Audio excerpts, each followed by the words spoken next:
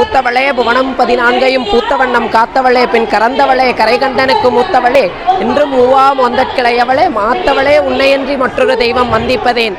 இந்த வார்த்தைக்கு இணங்க இந்த கோவை குலதெய்வமாம் தண்டு மகாமாரி அம்பிகையோட திருவிழா இன்னைக்கு வெகும் சீரும் சிறப்புடனும் நடைபெற்றது. வருஷம் நாங்கள் இந்த கோவிலுக்கு வந்து பூவோடு பால்குடம் தீர்த்த குடம் கரகம் இந்த மாதிரி வருஷம் நாங்கள் எடுத்துகிட்ருக்கோம்.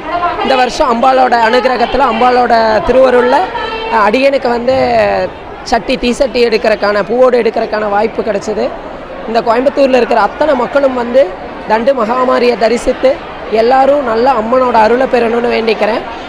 அம்பாள் வந்து இந்த எல்லையில் வந்து சத்தியமான தெய்வமாக உட்கார்ந்து வேண்டுபோருக்கு வேண்டும் வரத்தை கொடுத்து அம்பாள் புத்திர பாக்கியம் இல்லாதவங்களுக்கு புத்திர செல்வத்தையும் கல்யாண பாக்கியம் இல்லாதவங்களுக்கு கல்யாணத்தையும் அம்மா கடன் பிரச்சனைகள் எல்லாத்தையும் தீர்த்து நோய் நொடிகளை தீர்த்து அம்மா சீரும் சிறப்புடனும் உட்கார்ந்துட்டு இருக்கா.